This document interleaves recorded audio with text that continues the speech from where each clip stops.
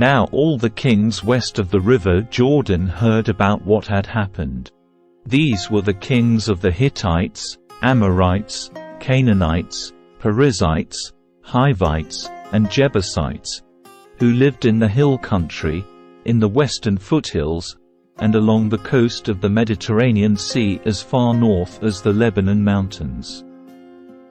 These kings combined their armies to fight as one against Joshua and the Israelites. But when the people of Gibeon heard what Joshua had done to Jericho and Ai, they resorted to deception to save themselves. They sent ambassadors to Joshua, loading their donkeys with weathered saddlebags and old, patched wineskins. They put on worn-out, patched sandals and ragged clothes. And the bread they took with them was dry and moldy.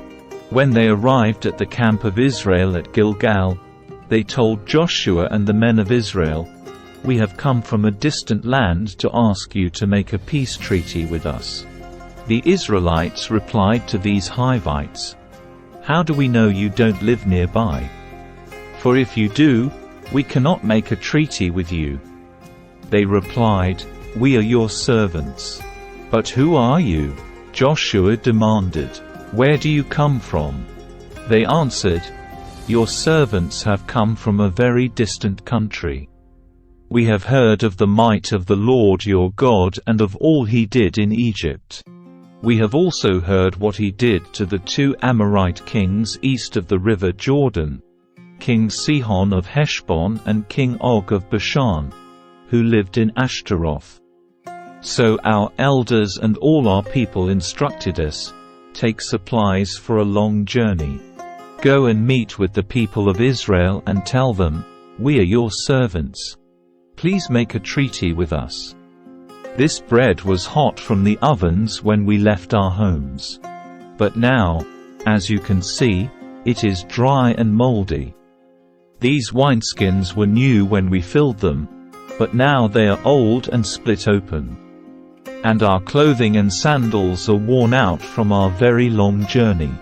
So the Israelites examined their food, but they did not consult the Lord.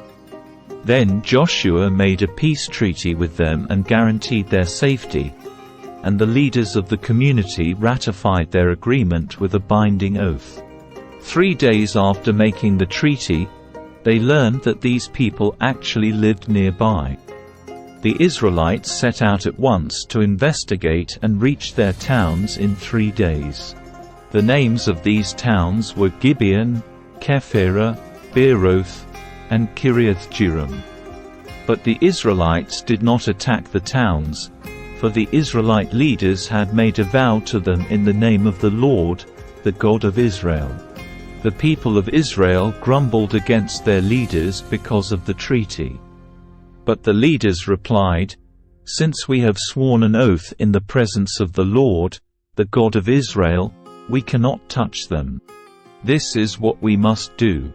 We must let them live, for divine anger would come upon us if we broke our oath. Let them live." So they made them woodcutters and water carriers for the entire community, as the Israelite leaders directed. Joshua called together the Gibeonites and said, "Why did you lie to us? Why did you say that you live in a distant land when you live right here among us? May you be cursed. From now on you will always be servants who cut wood and carry water for the house of my God." They replied, "We did it because we, your servants, were clearly told that the Lord your God commanded his servant Moses to give you this entire land and to destroy all the people living in it. So we feared greatly for our lives because of you. That is why we have done this. Now we are at your mercy. Do to us whatever you think is right." So Joshua did not allow the people of Israel to kill them. But that day he made the Gibeonites the woodcutters and water carriers for the community of Israel and for the altar of the Lord, wherever the Lord would choose to build it. And that is what they do to this day. Adoni-Zedek, king of Jerusalem, heard that Joshua had captured and completely destroyed Ai and killed its king, just as he had destroyed the town of Jericho and killed its king. He also learned that the Gibeonites had made peace with Israel and were now their allies. He and his people became very afraid when they heard all this, because Gibeon was a large town, as large as the royal cities and larger than Ai. And the Gibeonite men were strong warriors. So King Adoni-Zedek of Jerusalem sent messengers to several other kings, Hoam of Hebron, Piram of Jarmuth, Japhia of Lachish, and Debir of Eglon. "Come and help me destroy Gibeon," he urged them, "for they have made peace with Joshua and the people of Israel." So these 5 Amorite kings combined their armies for a united attack. They moved all their troops into place and attacked Gibeon. The men of Gibeon quickly sent messengers to Joshua at his camp in Gilgal. "Don't abandon your servants now," they pleaded. "Come at once. Save us. Help us. For all the Amorite kings who live in the hill country have joined forces to attack us." So Joshua and his entire army, including his best warriors, left Gilgal and set out for Gibeon. "Do not be afraid of them," the Lord said to Joshua, "for I have given you victory over them. Not a single one of them will be able to stand up to you." Joshua traveled all night from Gilgal and took the Amorite armies by surprise. The Lord threw them into a panic, and the Israelites slaughtered great numbers of them at Gibeon. Then the Israelites chased the enemy along the road to Beth-horon, killing them all along the way to Azekah and Makkedah. As the Amorites retreated down the road from Beth-horon, the Lord destroyed them with a terrible hailstorm from heaven that continued until they reached Azekah. The hail killed more of the enemy than the Israelites killed with the sword. On the day the Lord gave the Israelites victory over the Amorites, Joshua prayed to the Lord in front of all the people of Israel. He said, "Let the sun stand still over Gibeon, and the moon over the valley of Aijalon." So the sun stood still and the moon stayed in place until the nation of Israel had defeated its enemies. Is this event not recorded in the book of Jasher? The sun stayed in the middle of the sky, and it did not set as on a normal day. There has never been a day like this one before or since, when the Lord answered such a prayer. Surely the Lord fought for Israel that day. Then Joshua and the Israelite army returned to their camp at Gilgal. During the battle, the 5 kings escaped and hid in a cave at Makkedah. When Joshua heard that they had been found, he issued this command: "Cover the opening of the cave with large rocks, and place guards at the entrance to keep the kings inside. The rest of you continue chasing the enemy and cut them down from the rear.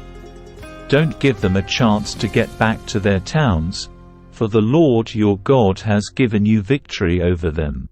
So Joshua and the Israelite army continued the slaughter and completely crushed the enemy. They totally wiped out the 5 armies except for a tiny remnant that managed to reach their fortified towns. Then the Israelites returned safely to Joshua in the camp at Makkedah. After that, no one dared to speak even a word against Israel. Then Joshua said, "Remove the rocks covering the opening of the cave, and bring the 5 kings to me." So they brought the 5 kings out of the cave, the kings of Jerusalem, Hebron, Jarmuth, Lachish, and Eglon. When they brought them out, Joshua told the commanders of his army, "Come and put your feet on the kings' necks." And they did as they were told. "Don't ever be afraid or discouraged," Joshua told his men. "Be strong and courageous, for the Lord is going to do this to all of your enemies." Then Joshua killed each of the 5 kings and impaled them on 5 sharpened poles, where they hung until evening.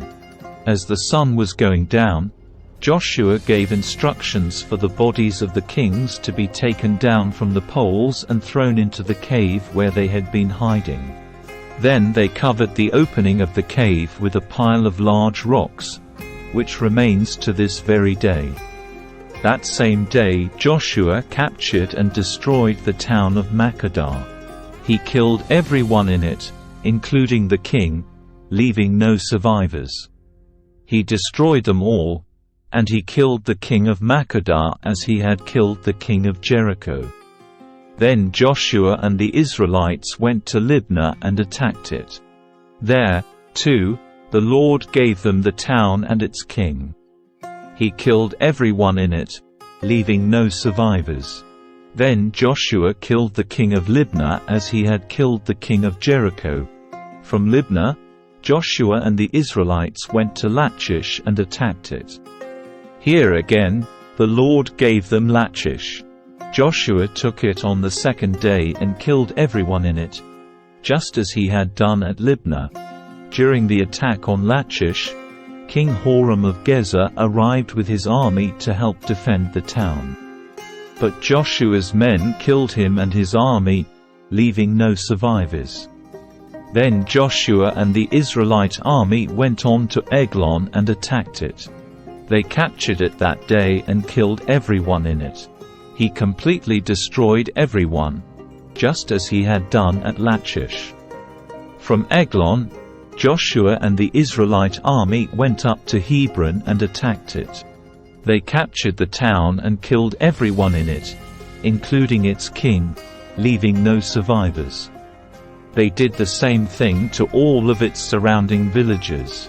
And just as he had done at Eglon, he completely destroyed the entire population. Then Joshua and the Israelites turned back and attacked Debir. He captured the town, its king, and all of its surrounding villages.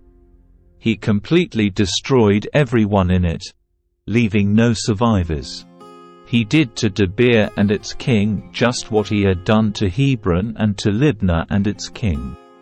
So Joshua conquered the whole region, the kings and people of the hill country, the Negev, the western foothills, and the mountain slopes. He completely destroyed everyone in the land, leaving no survivors, just as the Lord, the God of Israel, had commanded. Joshua slaughtered them from Kadesh Barnea to Gaza and from the region around the town of Goshen up to Gibeon. Joshua conquered all these kings and their land in a single campaign, for the Lord, the God of Israel, was fighting for his people. Then Joshua and the Israelite army returned to their camp at Gilgal.